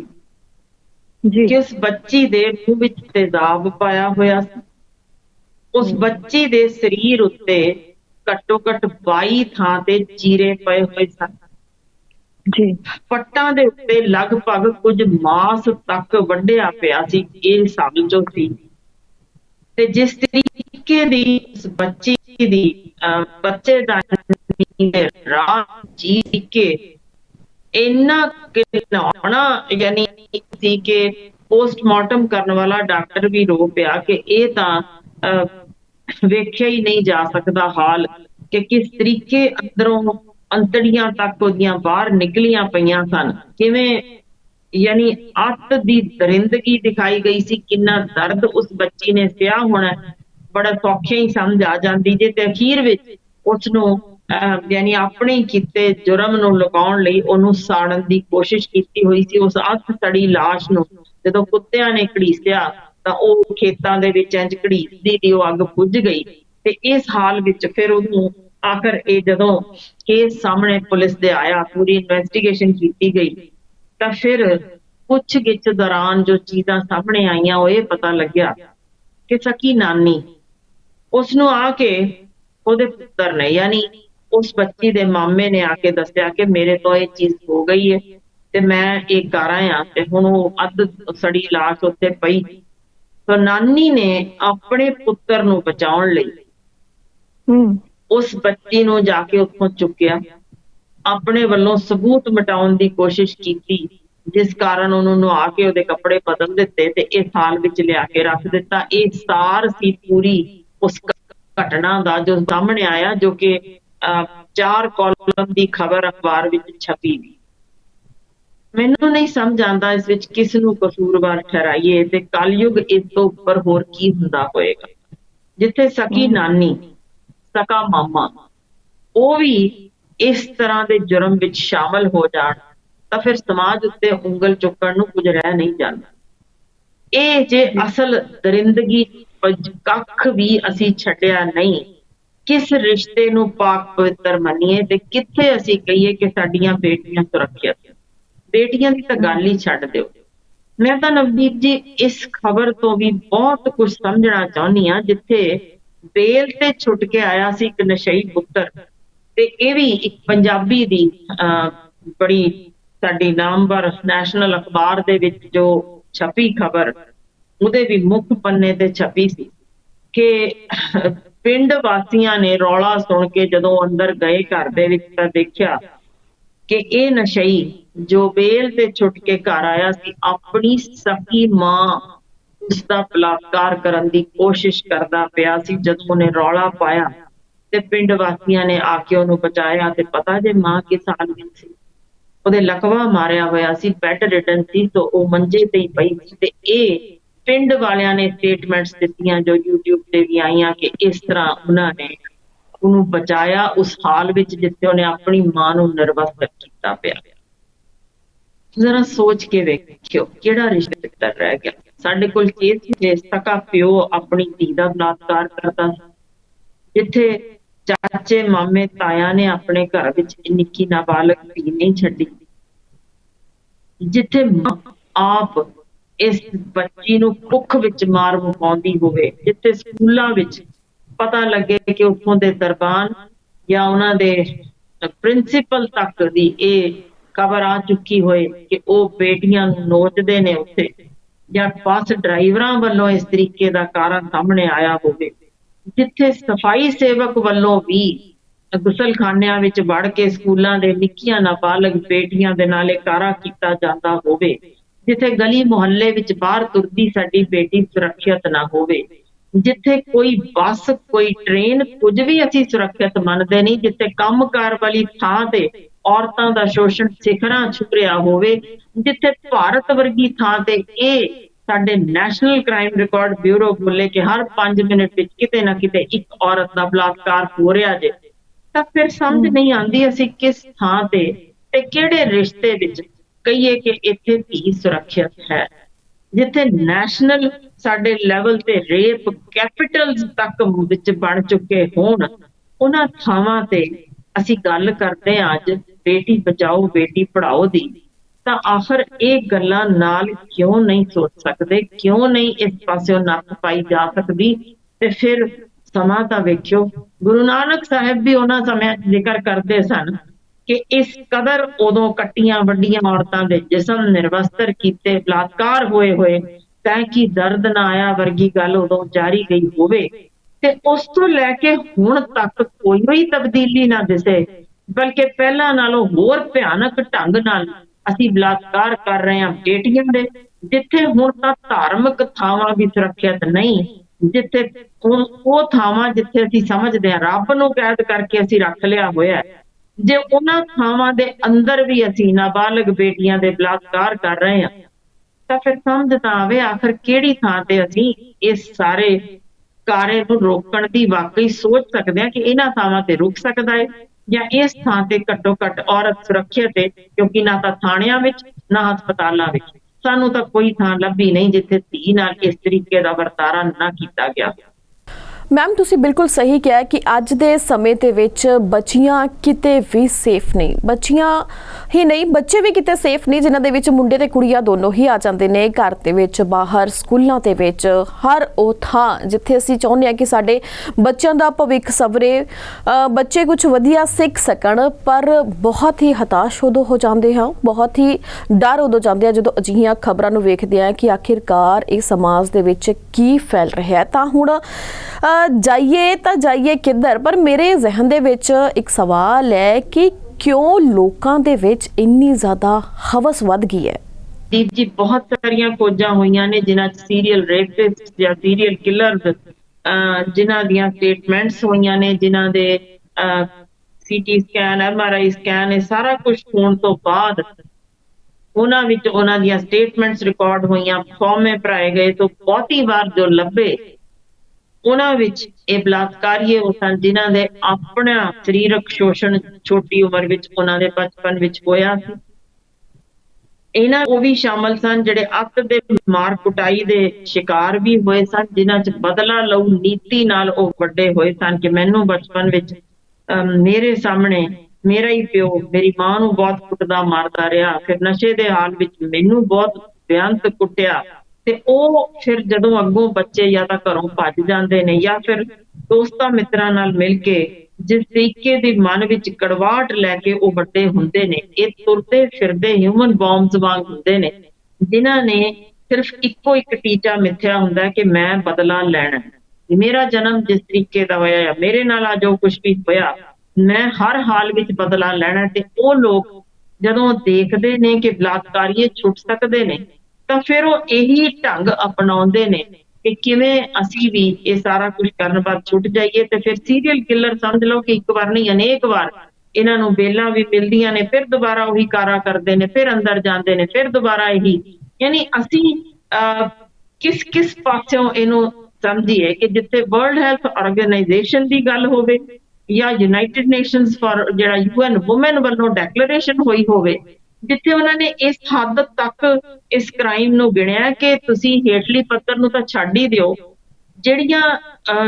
ਯਾਨੀ ਪੋਲੀਟੀਕਲ ਟੌਪ ਮੋਸਟ ਲੀਡਰਸ ਨੇ ਉਹਨਾਂ ਵਿੱਚ ਵੀ ਜਾਂ ਜਿਹੜੀਆਂ ਪਾਰਲੀਮੈਂਟੇਰੀਅਨਸ ਨੇ ਵਿਸ਼ਵ ਪੱਧਰ ਤੇ ਉਹਨਾਂ ਦੀਆਂ ਵੀ ਸਟੇਟਮੈਂਟ ਜਦੋਂ ਲਈਆਂ ਗਈਆਂ, ਉਹਨਾਂ ਵਿੱਚੋਂ ਵੀ 80% ਸਨ ਜਿਹੜੀਆਂ ਇਹ ਲੱਭੀਆਂ ਉਹਨਾਂ ਨੇ, ਜਿਨ੍ਹਾਂ ਨੇ ਸਟੇਟਮੈਂਟ ਦਿੱਤੀ ਕਿ ਆਪਣੇ ਸਾਥੀ ਪਾਰਲੀਮੈਂਟੇਰੀਅਨ ਜੋ ਉਹਨਾਂ ਦੇ ਨਾਲ ਮੇਲ ਕਾਊਂਟਰ ਪਾਰਟ ਸਨ ਉਹਨਾਂ ਵੱਲੋਂ ਉਹਨਾਂ ਨੂੰ ਭੱਦੇ ਨਾ ਸਿਰਫ ਕਮੈਂਟਸ ਕੱਸੇ ਗਏ ਬਲਕਿ ਉਹਨਾਂ ਨੂੰ ਰੇਪ ਥ੍ਰੈਟ ਵੀ ਮਿਲੇ, ਉਧਾਲੇ ਦੇ ਵੀ, ਯਾਨੀ ਬਹੁਤ ਕੁਝ ਉਹਨਾਂ ਨੂੰ ਸੁਣਨਾ ਪਿਆ। ਇਹ ਚੀਜ਼ਾਂ ਉਹਨਾਂ ਦੀਆਂ ਆਪਣੀਆਂ ਸਟੇਟਮੈਂਟਸ ਰਿਕਾਰਡਡ ਨੇ। ਸੋ ਇਸੇ ਕਾਰਨ ਜਿਹੜਾ UN ਵੂਮਨ ਔਰ ਜਿੱਥੋਂ ਉਹਨਾਂ ਨੇ ਇਹ ਗੱਲ ਸ਼ੁਰੂ ਕੀਤੀ ਕਿ ਜੇ ਔਰਤ ਘਰ ਵਿੱਚ ਸੁਰੱਖਿਅਤ ਨਹੀਂ, ਕੰਮਕਾਰ ਵਾਲੀ ਸੁਰੱਖਿਅਤ ਨਹੀਂ, ਰਾਹ ਵਿੱਚ ਸੁਰੱਖਿਅਤ ਨਹੀਂ, ਤੇ ਫਿਰ ਜੇ ਪਾਰਲੀਮੈਂਟੇਰੀਅਨ ਵੀ ਸੁਰੱਖਿਅਤ ਨਹੀਂ, ਤੇ ਭਾਈ ਫਿਰ ਕਾਨੂੰਨ ਥੋੜੇ ਜਿਹੇ ਤਗੜੇ ਸਿਰਫ ਬਣਾਉਣ ਨਾਲ ਨਹੀਂ ਕੁਝ ਬਣਨਾ। ਉਹਦਾ ਮਤਲਬ ਹੈ ਛੋਟੀ ਉਮਰ ਤੋਂ ਬੱਚਿਆਂ ਨੂੰ ਇਹ ਸਮਝ ਆਣੀ ਚਾਹੀਦੀ ਹੈ, ਜਿਨ੍ਹਾਂ ਵਿੱਚ ਉਹਨਾਂ ਨੂੰ ਸਾਰੀ ਸਦਾਚਾਰਕ ਸਿੱਖਿਆ ਦਿੱਤੀ ਗਈ ਹੋਏ, ਉਹਨਾਂ ਨੂੰ ਇੱਕ ਰਾਹ ਦਸੇਰਾ ਕੋਈ ਤਗੜਾ ਮਿਲਿਆ ਹੋਵੇ ਜਿਹੜਾ ਉਹਨਾਂ ਨੂੰ ਅਗਾਂਹ ਜ਼ਿੰਦਗੀ ਵਿੱਚ ਕਿਸ ਤਰੀਕੇ ਕੁਝ ਅਚੀਵ ਕਰਨਾ ਉਸ ਪਾਸੇ ਵੱਲ ਨੂੰ ਤੋਰਦਾ ਹੋਵੇ। ਤੇ ਫਿਰ ਮਾਂ ਪਿਓ ਨੂੰ ਇੱਕ ਐਗਜ਼ਾਮਪਲ ਸੈੱਟ ਕਰਨਾ ਪਏਗਾ ਘਰ ਦੇ ਅੰਦਰ, ਜਿੱਥੇ ਘਰੇਲੂ ਹਿੰਸਾ ਨਾ ਹੋਵੇ, ਜਿੱਥੇ ਬੱਚਿਆਂ ਲਈ ਇੱਕ ਸੁਰੱਖਿਅਤ ਸਪੇਸ ਹੋਵੇ ਕਿ ਉਹ ਆਪਣੇ ਆਪ ਨੂੰ ਪੂਰਾ ਪ੍ਰੋਟੈਕਟਡ ਮੰਨ ਕੇ ਆਪਣਾ ਧਿਆਨ ਨਾਲ ਪੜ੍ਹ ਕੇ ਕਿਸੇ ਨਾ ਕਿਸੇ ਜਾਂ ਸਪੋਰਟਸ ਵਾਲੇ ਪਾਸੇ ਜਾਂ ਕਿਸੇ ਵੀ ਪਾਸੇ ਜਿੱਥੇ ਉਹਨਾਂ ਦਾ ਦਿਲ ਹੋਵੇ ਉਸ ਪਾਸੇ ਨੂੰ ਜਾ ਸਕਣ। ਸੋ ਇਹ ਚੀਜ਼ਾਂ ਜੇ ਨਾ ਅਸੀਂ ਵੇਲੇ ਸਿਰ ਸਮਝੀਆਂ, ਨਾ ਵੇਲੇ ਸਿਰ ਸੰਭਾਲਿਆ, ਤਾਂ ਫਿਰ ਸਾਡੀ ਨਵੀਂ ਪਨੀਰੀ ਇਸ ਵਿਗਾੜ ਵਿੱਚੋਂ ਹੀ ਲੰਘੇਗੀ, ਜਿੱਥੇ ਉਹਨੂੰ ਦਿਸੇਗਾ। ਮੀਡੀਆ ਵਿੱਚ ਵੀ ਉਜਾਗਰ ਕੀਤਾ ਜਾਂਦਾ, ਜੇ ਹੀਰੋ ਕਰਕੇ ਦਿਖਾਏ ਜਾਂਦੇ ਨੇ ਉਹੀ ਕ੍ਰਿਮੀਨਲਸ, ਜਿਨ੍ਹਾਂ ਨੂੰ ਵਾਰ-ਵਾਰ ਪ੍ਰੋਜੈਕਟ ਕਰਕੇ ਦਿਖਾਇਆ ਜਾਂਦਾ ਕਿ ਇਸ ਤਰ੍ਹਾਂ ਇਹ ਜਾਏਗਾ, ਇਸ ਤਰ੍ਹਾਂ ਇਹ ਰਹੇਗਾ, ਇਸ ਤਰ੍ਹਾਂ ਇਹਨੂੰ VIP ਟ੍ਰੀਟਮੈਂਟ ਮਿਲੇਗੀ, ਤਾਂ ਫਿਰ ਬੱਚੇ ਦਾ ਬਣਦਾ ਦਿਮਾਗ ਦੱਸੋ ਕਿਸ ਪਾਸੇ ਜਾਏਗਾ। ਇਹਦੇ ਨਾਲ ਇੱਕ ਹੋਰ ਵਾਰਨਿੰਗ ਦਿੱਤੀ ਗਈ ਕਿ ਜਿਹੜੀਆਂ ਵੀਡੀਓ ਗੇਮਸ ਬੱਚਿਆਂ ਨੂੰ ਦਿਖਾਈਆਂ ਜਾਂਦੀਆਂ ਨੇ ਉਹਨਾਂ 'ਚ ਅੱਤ ਦੀ ਵਾਇਲੈਂਸ ਦਿਖਾਈ ਜਾ ਰਹੀ ਹੈ। ਉਸੇ ਵਾਇਲੈਂਸ ਸਦਕਾ ਉਹਨਾਂ ਦਾ ਮਨ ਅਸ਼ਾਂਤ ਹੋ ਰਿਹਾ ਜੇ, ਉਹ ਟਿਕ ਕੇ ਨਹੀਂ ਬੈਠ ਸਕ ਰਹੇ, ਜ਼ਿੱਦੀ ਹੋ ਜਾਂਦੇ ਨੇ, ਲੜਾਕੇ ਹੁੰਦੇ ਨੇ, ਭੰਨ ਤੋੜ ਕਰਦੇ ਨੇ, ਤੇ ਉਹ ਛੇਤੀ ਖਿੱਚੇ ਜਾਂਦੇ ਨੇ ਗਨ ਕਲਚਰ ਵੱਲ, ਜਿੱਥੇ ਫਿਰ ਉਹਨਾਂ ਨੂੰ ਨਾਰਮਲ ਵਾਲੇ ਪਾਸੇ, ਕਿਉਂਕਿ ਸਦੀਵੀ ਨੁਕਸ ਪੈ ਜਾਂਦਾ ਜੇ ਉਹਦੇ ਦਿਮਾਗੀ ਬਣਤਰ ਵਿੱਚ, ਉਹ ਨਾਰਮਲ ਵਾਲੇ ਪਾਸੇ ਤੁਰ ਹੀ ਨਹੀਂ ਸਕਦੇ। ਤੁਸੀਂ ਵੇਖ ਸਕਦੇ ਹੋ ਕਿਵੇਂ ਡਿਪਰੈਸ਼ਨ ਦੇ ਵਿੱਚ, ਸੁਇਸਾਈਡ ਦੇ ਵਿੱਚ, ਐਂਗਜ਼ਾਇਟੀ ਅਟੈਕਸ ਵਿੱਚ ਸਾਰਾ ਕੁਝ ਸਾਡਾ ਨੌਜਵਾਨ ਤਬਕਾ ਜਿਸ ਤਰੀਕੇ ਉਧਰ ਤੁਰਿਆ ਜਾਂਦਾ, ਕਿਉਂਕਿ ਅਸੀਂ ਇੱਕ ਰੇਸ 'ਚ ਸ਼ਾਮਲ ਕਰ ਦਿੱਤਾ, ਇੱਕ ਦੌੜ 'ਚ ਸ਼ਾਮਲ ਨੇ ਉਹ ਬੱਚੇ ਕਿ ਕਿਵੇਂ ਛੇਤੀ ਅਸੀਂ ਫਟਾਫਟ ਪੈਸੇ ਕਮਾਉਣੇ ਨੇ, ਕਿਵੇਂ ਨਾਮ ਉੱਚਾ ਲਿਆਉਣਾ। ਇਸ ਤੋਂ ਅਗਾਂਹ ਅਸੀਂ ਕੁਝ ਸਿਖਾ ਨਹੀਂ ਰਹੇ। ਇਨਸਾਨ ਬਣਨਾ ਹੀ ਨਹੀਂ ਸਿਖਾਉਂਦੇ, ਬਾਕੀ ਤਾਂ ਸਭ ਕੁਝ ਦੱਸ ਦਿੰਦੇ, ਏਦਾਂ ਡਾਕਟਰ ਬਣਿਓ, ਏਦਾਂ ਇੰਜੀਨੀਅਰ ਬਣਿਓ, ਏਦਾਂ ਬਿਜ਼ਨਸਮੈਨ ਬਣਿਓ, ਪਰ ਉਹ ਇਨਸਾਨ ਕਦੇ ਸਾਰੀ ਉਮਰ ਬਣ ਹੀ ਨਹੀਂ ਸਕਦੇ। ਉਹ ਇਹੀ ਕਾਰਨ ਜੇ ਕਿ ਜਦੋਂ ਵਿਆਹ ਤੱਕ ਵੀ ਹੋ ਜਾਂਦਾ ਜੇ, ਉਹ ਦੋਨੋਂ ਵੀ ਮੀਆਂ ਬੀਵੀ ਰੇਸ 'ਚ ਹੀ ਲੱਗ ਜਾਂਦੇ ਨੇ ਸ਼ਾਮਲ, ਇੱਕ ਦੂਜੇ ਨਾਲ ਰਲ ਕੇ ਜਾਂ ਇੱਕ ਦੂਜੇ ਦਾ ਸਪੋਰਟ ਸਿਸਟਮ ਬਣਨ ਦੀ ਥਾਂ ਉਹ ਸਾਰੀ ਉਮਰ ਇਸ ਰੇਸ 'ਚ ਲੱਗ ਗਈ, ਅਸੀਂ ਇਹ ਕੱਟ ਜਾਂਦੇ ਹਾਂ, ਉਮਰ ਮੌਤ ਦੇ ਮੂੰਹ ਤੱਕ ਚਲੇ ਜਾਂਦੇ ਹਾਂ, ਪਰ ਇਹ ਅਸਲ ਸਿੱਖਿਆ ਕਦੇ ਅਸੀਂ ਦੇ ਸਕੇ ਹੀ ਨਹੀਂ। ਮੈਮ, ਤੁਸੀਂ ਕਿਹਾ ਕਿ ਜਿੰਨਾ ਬੱਚਿਆਂ ਦੇ ਨਾਲ ਬਚਪਨ ਦੇ ਵਿੱਚ ਇਹ ਸਭ ਕੁਝ ਗੁਜ਼ਰਦਾ ਹੈ ਤਾਂ ਉਹ ਅਜਿਹੀਆਂ ਘਟਨਾਵਾਂ ਨੂੰ ਅੰਜਾਮ ਦਿੰਦੇ ਨੇ, ਤਾਂ ਤੁਹਾਡੀ ਇਹ ਗੱਲ ਨੂੰ ਆਪਾਂ ਮੰਨ ਲੈਂਦੇ ਆ ਕਿ ਚਲੋ ਠੀਕ ਹੈ ਕਿ ਬਹੁਤ ਸਾਰੇ ਬੱਚਿਆਂ ਨੇ ਪਰਿਵਾਰ ਦੇ ਵਿੱਚ ਕੁਝ ਐਸਾ ਹੰਡਾਇਆ, ਉਸਦੇ ਰਿਸ਼ਤੇਦਾਰਾਂ ਨੇ ਕੁਝ ਉਹਦੇ ਨਾਲ ਐਸਾ ਕੀਤਾ, ਜਾਂ ਘਰ ਦੇ ਵਿੱਚ ਘਰੇਲੂ ਕਲੇਸ਼ ਐਸਾ ਸੀਗਾ ਕਿ ਉਸਦੇ ਬੱਚੇ ਦੇ ਮਨ ਦੇ ਵਿੱਚ ਬਹੁਤ ਕੁਝ ਬੈਠ ਗਿਆ ਕਿ ਉਸਨੇ ਗੁੱਸੇ ਦੇ ਵਿੱਚ ਜਾਂ ਕੁਝ ਵੀ ਅਜਿਹੀਆਂ ਚੀਜ਼ਾਂ ਨੂੰ ਅੰਜਾਮ ਦੇਣ ਲੱਗ ਪਿਆ ਕਿ ਵੱਡੇ ਹੋਣ ਦੇ ਨਾਲ ਨਾਲ ਉਹ ਚੀਜ਼ਾਂ ਵੱਧਦੀਆਂ ਗਈਆਂ। ਤਾਂ ਜਦੋਂ ਕੋਈ ਅਜਿਹਾ ਪਰਸਨ ਅਜਿਹੀ ਘਟਨਾ ਨੂੰ ਅੰਜਾਮ ਦਿੰਦਾ ਹੈ ਤਾਂ ਫੜ ਤਾਂ ਲਿਆ ਹੀ ਜਾਂਦਾ ਹੈ, ਤਾਂ ਉਸ ਤੋਂ ਬਾਅਦ ਉਸ ਨੂੰ ਸੁਧਾਰ ਘਰ ਦੇ ਵਿੱਚ ਭੇਜ ਦਿੱਤਾ ਜਾਂਦਾ। ਤਾਂ ਬਹੁਤ ਸਾਰੇ ਤੁਸੀਂ ਮਸਲੇ ਸੁਲਝਾਏ ਹੋਣਗੇ, ਕਈਆਂ ਦੇ ਵਿੱਚ ਗਏ ਵੀ ਹੋਣਗੇ। ਐਜ਼ ਏ ਡਾਕਟਰ ਮੈਂ ਤੁਹਾਡੇ ਤੋਂ ਇਹ ਜਾਣਨਾ ਚਾਹੁੰਦੀ ਹਾਂ ਕਿ ਜਿਹੜੇ ਸੁਧਾਰ ਘਰ ਕੈਦੀਆਂ ਨੂੰ ਰੱਖਣ ਦੇ ਲਈ ਬਣਾਏ ਗਏ ਨੇ ਉਸ ਦੇ ਵਿੱਚ ਕਿਸ ਤਰ੍ਹਾਂ ਦਾ ਟ੍ਰੀਟਮੈਂਟ ਹੁੰਦਾ, ਕਿ ਉਹ ਲੋਕ ਆਪਣੀ ਸਜ਼ਾ ਪੂਰੀ ਕਰਨ ਤੋਂ ਬਾਅਦ ਇੱਕ ਵਧੀਆ ਨਾਗਰਿਕ ਜਾਂ ਇੱਕ ਚੰਗੇ ਇਨਸਾਨ ਬਣ ਕੇ ਸਮਾਜ ਦੇ ਵਿੱਚ ਵਿਚਰਦੇ ਨੇ, ਜਾਂ ਫਿਰ ਉਹ ਸਭ ਕੁਝ ਏਦਾਂ ਹੀ ਚੱਲਦਾ ਰਹਿੰਦਾ? ਬਿਲਕੁਲ, ਬਹੁਤ ਤੁਸੀਂ ਕਮਾਲ ਦਾ ਸਵਾਲ ਪੁੱਛਿਆ ਜੇ। ਦਰਅਸਲ ਅਸੀਂ ਉਹਨੂੰ ਸੁਧਾਰ ਕਰ ਛੱਡਿਆ ਹੀ ਨਹੀਂ, ਅਸੀਂ ਤਾਂ ਇੱਕ ਤਰੀਕੇ ਉੱਥੇ ਪਨਪਦਾ ਗੈਂਗਸਟਰ ਕਲਚਰ ਜਿਹਦੇ ਵਿੱਚ ਉਹਨੂੰ ਹਿੱਸਾ ਬਣਾ ਦਿੰਦੇ। ਜੇਲ੍ਹ ਘਰ, ਜਿੱਥੇ ਜੇਲ੍ਹ ਨੂੰ ਸੁਧਾਰ ਘਰ ਕਹਿਣ ਦਾ ਮਤਲਬ ਹੈ ਕਿ ਉੱਥੇ ਇੱਕ ਬੰਦੇ ਨੂੰ ਆਪਣੀ ਜ਼ਿੰਦਗੀ ਤਬਦੀਲ ਕਰਨ ਦਾ ਮੌਕਾ ਮਿਲੇ, ਕੁਝ ਇਨਸਾਈਟ ਹੋਵੇ, ਕੁਝ ਸਮਝੇ ਕਿ ਮੈਂ ਕਿਸ ਮਜਬੂਰੀ ਵਿੱਚ ਇਹ ਕਰ ਗਿਆ ਜਾਂ ਕਿਸ ਗੁੱਸੇ ਵਿੱਚ ਮੈਂ ਉਸ ਟਾਈਮ ਕਰ ਗਿਆ, ਤੇ ਉਹਨੂੰ ਸੇਧ ਦੇਣ ਲਈ ਕਿ ਅਸੀਂ ਉਹਨੂੰ ਲਾਇਬ੍ਰੇਰੀ ਉੱਥੇ ਬਣਾ ਕੇ ਦਿੱਤੀ ਹੋਵੇ ਕਿ ਹਾਂਜੀ ਇਸ ਕਦਰ ਤੁਸੀਂ ਨਵੀਂ ਚੀਜ਼, ਕਿਉਂਕਿ ਕਿਤਾਬਾਂ ਰਾਹੀਂ ਉਹ ਕਲਚਰ ਅਸੀਂ ਹੌਲੀ ਹੌਲੀ ਖਤਮ ਹੀ ਕਰੀ ਜਾਂਦੇ ਹਾਂ, ਕਿ ਉੱਥੇ ਲਾਇਬ੍ਰੇਰੀ ਹੋਵੇ, ਉੱਥੇ ਮੈਡੀਟੇਸ਼ਨ ਸੈਂਟਰ ਹੋਵੇ, ਉਹਦੀ ਸਾਈਕੈਟ੍ਰਿਕ ਟ੍ਰੀਟਮੈਂਟ ਪ੍ਰੋਪਰ ਤਰੀਕੇ ਹੋ ਰਹੀ ਹੋਵੇ, ਯਾਨੀ ਇਸ ਤਰ੍ਹਾਂ ਦਾ ਜੇ ਸਿਸਟਮ ਪੂਰਾ ਦਿੱਤਾ ਹੋਏ ਜਿੱਥੇ ਉਹਨੂੰ ਪਹਿਲੀ ਚੀਜ਼ ਤਾਂ ਇਨਸਾਨ ਮੰਨਿਆ ਜਾਂਦਾ ਹੋਵੇ। ਦੇਖੋ ਜਿਹੜੀ ਚੀਜ਼ ਕਾਰੀ ਅਗਲਾ ਗੁੱਸੇ 'ਚ ਗਿਆ ਹੋਇਆ ਉਹਨੂੰ ਅਸੀਂ ਇਹ ਕੋਸ਼ਿਸ਼ ਕਰੀਏ ਵੀ ਹੋਰ ਉਹਨੂੰ ਮਾਰ ਕੁਟਾਈ ਕਰਕੇ ਉਹਨੂੰ ਠੀਕ ਕਰ ਲਵਾਂਗੇ, ਬਿਲਕੁਲ ਸੰਭਵ ਨਹੀਂ। ਪਰ ਪਿਆਰ ਵੱਡੇ ਵੱਡੇ ਮੁਜਰਮਾਂ ਨੂੰ ਵੀ ਤਬਦੀਲ ਕਰ ਸਕਦਾ ਜੇ ਅਸੀਂ ਉਹਨਾਂ ਨੂੰ ਇੱਕ ਬੜਾ ਸਾਰਥਕ ਐਟਮੋਸਫੇਅਰ ਦੇ ਸਕੀਏ ਜਿੱਥੇ ਉਹ ਆਪਣੇ ਨਾਲਦਿਆਂ ਨਾਲ ਰਲ ਮਿਲ ਕੇ ਕੁਝ ਪੋਜ਼ਿਟਿਵ ਕਰ ਸਕੇ, ਉਹਨੂੰ ਕੁਝ ਉੱਥੋਂ ਸੇਧ ਮਿਲੇ ਕਿ ਅੰਦਰੋਂ ਪੜ੍ਹ ਕੇ ਬੜੇ ਲੋਕ ਨੇ ਜਿਹੜੇ PhD ਤੱਕ ਕਰ ਜਾਂਦੇ ਨੇ, ਤਾਂ ਉਹਨੂੰ ਪੂਰਾ ਸਪੋਰਟ ਸਿਸਟਮ ਜਦ ਤੱਕ ਨਹੀਂ ਮਿਲੇਗਾ ਕਿ ਉਹ ਬਾਹਰ ਨਿਕਲ ਕੇ ਵੀ ਹਮੇਸ਼ਾ ਹਰ ਕੋਈ ਮਾੜੀ ਨਜ਼ਰ ਨਾਲ ਹੀ ਨਹੀਂ ਦੇਖੇਗਾ ਕਿ ਆਹ ਤਾਂ ਜੇਲ੍ਹ 'ਚ ਆਇਆ, ਇਹ ਤਾਂ ਜੁਰਮ ਇਹਨੇ ਕੀਤਾ ਹੋਇਆ, ਤਾਂ ਫਿਰ ਸਾਰਾ ਸਮਾਜ ਹੀ ਉਹਨੂੰ ਤਿਰਸਕਾਰ ਦੀ ਨਜ਼ਰ ਨਾਲ ਹੀ ਵੇਖਦਾ, ਘਰ ਵਾਲੇ ਵੀ ਅਪਣਾਉਂਦੇ ਨਹੀਂ। ਸੋ ਉਹ ਜਿਹੜਾ ਜਦੋਂ ਤੱਕ ਇਹ ਪੂਰਾ ਸਿਸਟਮ ਤਬਦੀਲ ਕੀਤਾ ਜਾਂਦਾ ਕਿ ਉਹਨਾਂ ਦੇ ਘਰ ਵਾਲਿਆਂ ਨਾਲ ਵੀ ਸਿਟਿੰਗਸ ਹੋਵੇ, ਸਮਾਜ ਵਿੱਚ ਇਹੋ ਜਿਹੀ ਤਬਦੀਲੀ ਬਾਰੇ ਜ਼ਿਕਰ ਹੋਵੇ, ਕੁਝ NGOs ਇਸ ਪਾਸੇ ਕੰਮ ਕਰ ਰਹੀਆਂ ਹੋਣ, ਪਰ ਉਹਨਾਂ ਕੈਦੀਆਂ ਨੂੰ ਜਿਨ੍ਹਾਂ ਨੂੰ ਅੰਦਰ ਉਹਨਾਂ ਚੋਂ ਬਹੁਤ ਸਾਰੇ ਸਾਡੇ ਤਾਂ ਅਜਿਹੇ ਨੇ ਜਿਨ੍ਹਾਂ ਦਾ ਜੁਰਮ ਸਾਬਤ ਹੀ ਨਹੀਂ ਹੋਇਆ, ਵਿਚਾਰੇ ਅਜੇ ਤਾਂ ਸ਼ੱਕ ਦੇ ਕਾਰਨ ਹੀ ਅੰਦਰ ਤੜੇ ਪਏ ਨੇ ਤੇ ਉਹ ਸਾਰੀ ਉਮਰ ਹੀ ਉੱਥੇ ਬਹਿ ਜਾਂਦੇ ਨੇ, ਤੇ ਫਿਰ ਅਣਗਿਣਤ ਨੇ ਜਿਹੜੇ ਸਜ਼ਾਵਾਂ ਪੂਰੀਆਂ ਕਰਨ ਬਾਅਦ ਵੀ ਅੰਦਰ ਤਾੜੇ ਜਾਂਦੇ ਨੇ ਸਿਰਫ ਇਸ ਕਾਰਨ ਕਿ ਤੁਸੀਂ ਫਲਾਣੇ ਧਰਮ ਨਾਲ ਸੰਬੰਧਿਤ ਹੋ। ਇਹੋ ਜਿਹੀਆਂ ਚੀਜ਼ਾਂ ਸਗੋਂ ਸਮਾਜ ਵਿੱਚ ਕੌੜ ਭਰਤੀਆਂ ਨੇ ਹੋਰ ਬਾਕੀਆਂ ਦੇ ਮਨਾਂ ਵਿੱਚ ਜਿਹੜੇ ਸਗੋਂ ਬਦਲਾ ਲਊ ਨੀਤੀ ਨਾਲ ਖੜੇ ਹੁੰਦੇ ਨੇ। ਇਹਦਾ ਮਤਲਬ ਹੈ ਕਿ ਅਸੀਂ ਕਿਸੇ ਵੀ ਥਾਂ ਤੇ ਸਹੀ ਢੰਗ ਚੁਣਿਆ ਹੀ ਨਹੀਂ ਕਿ ਉਹਨਾਂ ਨੂੰ ਪਿਆਰ ਜਾਂ ਮੁਹੱਬਤ ਨਾਲ ਵਾਪਸ ਮੇਨ ਸਟ੍ਰੀਮ ਵਿੱਚ ਲਿਆਇਆ ਜਾਏ, ਕਿਉਂਕਿ ਮੇਨ ਸਟ੍ਰੀਮ ਵਿੱਚ ਅਫਸੋਸ ਕਿ ਸਾਡੇ ਜਿਹੜੇ ਕਾਨੂੰਨ ਦੇ ਘਾੜੇ ਨੇ ਉਹਨਾਂ ਵਿੱਚੋਂ ਹੀ ਜਦੋਂ ਭਾਰੀ ਗਿਣਤੀ ਮੁਜਰਮ ਹੋਣ ਜਿਨ੍ਹਾਂ ਦੇ ਉੱਤੇ ਬਲਾਤਕਾਰ ਦੇ ਜੁਰਮ ਦੇ ਵਰਗੇ ਲੱਗੇ ਹੋਣ ਦਾਗ, ਤੇ ਉਹਨਾਂ ਨੂੰ ਫਿਰ ਵੀ ਸਿਰਾਂ ਦੇ ਉੱਤੇ ਬਿਠਾ ਕੇ ਰੱਖ ਦਿੱਤਾ ਗਿਆ ਹੋਵੇ, ਤਾਂ ਤੁਸੀਂ ਸਮਝੋ ਤਬਦੀਲੀ ਆਖਰ ਕਿਹੜੀ ਲੈਵਲ ਤੇ ਪਾ ਰਹੇ ਆ। ਜੀ ਮੈਮ, ਮੈਂ ਇੱਥੇ ਹੀ ਜ਼ਿਕਰ ਕਰਨਾ ਚਾਹਾਂਗੀ ਗੁਰਮੀਤ ਰਾਮ ਰਹੀਮ ਤੇ ਆਸਾ ਰਾਮ ਬਾਪੂ ਵਰਗੇ ਲੋਕਾਂ ਦਾ ਜਿਨ੍ਹਾਂ ਨੇ ਬਹੁਤ ਸਾਰੇ ਡੇਰੇ ਚਲਾਏ। ਤਾਂ ਸਾਡੇ ਲੋਕ ਨੇ ਜਿਹੜੇ ਉਹ ਵਿਚਾਰੇ ਭੋਲੇ ਭਾਲੇ ਲੋਕ ਨੇ ਜੋ ਕਈਆਂ ਬਿਮਾਰੀਆਂ ਦੇ ਵਿੱਚ ਫਸੇ ਹੋਏ ਨੇ, ਕਈ ਸਮੱਸਿਆਵਾਂ ਦੇ ਵਿੱਚ ਫਸੇ ਹੋਏ ਨੇ, ਪੂਰੇ ਪਰਿਵਾਰ ਨੂੰ ਲੈ ਕੇ ਇਹਨਾਂ ਡੇਰਾਵਾਦੀਆਂ ਕੋਲੇ ਪਹੁੰਚ ਜਾਂਦੇ ਨੇ ਤੇ ਉੱਥੇ ਇਹਨਾਂ ਦੀਆਂ ਬੱਚੀਆਂ ਦੇ ਨਾਲ ਕੀ ਕੁਝ ਹੁੰਦਾ ਹੈ ਸਭ ਕੁਝ ਜਗ ਜ਼ਾਹਿਰ ਹੈ। ਪਰ ਜਦੋਂ ਅਜਿਹੇ ਲੋਕਾਂ ਨੂੰ ਮਿਸਾਲੀ ਸਜ਼ਾਵਾਂ ਵੀ ਦਿੱਤੀਆਂ ਜਾਂਦੀਆਂ ਨੇ ਪਰ ਉਸ ਤੋਂ ਬਾਅਦ ਵੀ ਇਹਨਾਂ ਨੂੰ ਕੁਝ ਸਮੇਂ ਬਾਅਦ ਛੱਡ ਦਿੱਤਾ ਜਾਂਦਾ ਹੈ ਤਾਂ ਇਹ ਜੇਲ੍ਹ ਦੇ ਵਿੱਚ ਆਉਂਦੇ ਰਹਿੰਦੇ ਨੇ, ਜਾਂਦੇ ਰਹਿੰਦੇ ਨੇ, ਆਉਂਦੇ ਰਹਿੰਦੇ ਨੇ, ਜਾਂਦੇ ਰਹਿੰਦੇ। ਤਾਂ ਮੈਨੂੰ ਲੱਗਦਾ ਕਿ ਇਹੋ ਜਿਹੇ ਲੋਕਾਂ ਨੂੰ ਵੇਖ ਕੇ ਸਮਾਜ ਦੇ ਵਿੱਚ ਜੋ ਅਜਿਹੇ ਲੋਕ ਤੁਰੇ ਫਿਰਦੇ ਨੇ ਜੋ ਰੇਪ ਵਰਗੀਆਂ ਘਟਨਾਵਾਂ ਨੂੰ, ਬਲਾਤਕਾਰ ਵਰਗੀਆਂ ਘਟਨਾਵਾਂ ਨੂੰ ਅੰਜਾਮ ਦਿੰਦੇ ਨੇ, ਤਾਂ ਉਹਨਾਂ ਦੇ ਮਨਾਂ ਦੇ ਵਿੱਚੋਂ ਵੀ ਡਰ ਚੱਕਿਆ ਜਾਂਦਾ। ਉਹ ਕਹਿੰਦੇ ਨੇ ਕਿ ਜਿਨ੍ਹਾਂ ਤੇ ਗੰਭੀਰ ਇਲਜ਼ਾਮ ਨੇ, ਜਦ ਪ੍ਰਸ਼ਾਸਨ, ਜਦ ਪੁਲਿਸ ਉਹਨਾਂ ਦਾ ਕੁਝ ਨਹੀਂ ਵਿਗਾੜ ਪਾਈ ਤਾਂ ਸਾਡਾ ਕੋਈ ਕੀ ਕਰ ਲਵੇਗਾ। ਇਸ ਬਾਰੇ ਕੀ ਕਹਿਣਾ ਚਾਹੋਗੇ? ਬਿਲਕੁਲ, ਮੈਂ ਵਿੱਚ ਇਹ ਗੱਲ ਪਹਿਲਾਂ ਕਰ ਚੁੱਕੀ ਹੋਈ ਹਾਂ ਕਿ ਸਾਡੇ ਬਲਾਤਕਾਰੀਆਂ ਨੂੰ ਜਦੋਂ ਬੇਲ ਮਿਲ ਜਾਂਦੀ ਹੋਵੇ ਤਾਂ ਇਹ ਸੁਣਿਆ ਜੇ ਬਾਕੀ ਸਾਰੇ ਬਲਾਤਕਾਰੀਆਂ ਨੂੰ ਕਿ ਜਿੰਨਾ ਮਰਜ਼ੀ ਜ਼ੁਲਮ ਕਰ ਲਓ ਅਸੀਂ ਬਚ ਸਕਦੇ ਹਾਂ। ਸੋ ਇਹ ਕਾਨੂੰਨੀ ਨੁਕਤੇ ਜਿਹੜੇ ਵਿੱਚ ਵੀ ਹੋਣਗੇ ਤੇ ਪਲੱਸ ਜਿਹੜੇ ਸਿਆਸਤਦਾਨ ਇਸ ਕੇ ਵਿੱਚ ਪੈ ਕੇ ਬਲਾਤਕਾਰੀਆਂ ਨੂੰ ਜਦੋਂ ਬਚਾਉਣ ਲਈ ਸਾਹਮਣੇ ਆ ਜਾਣ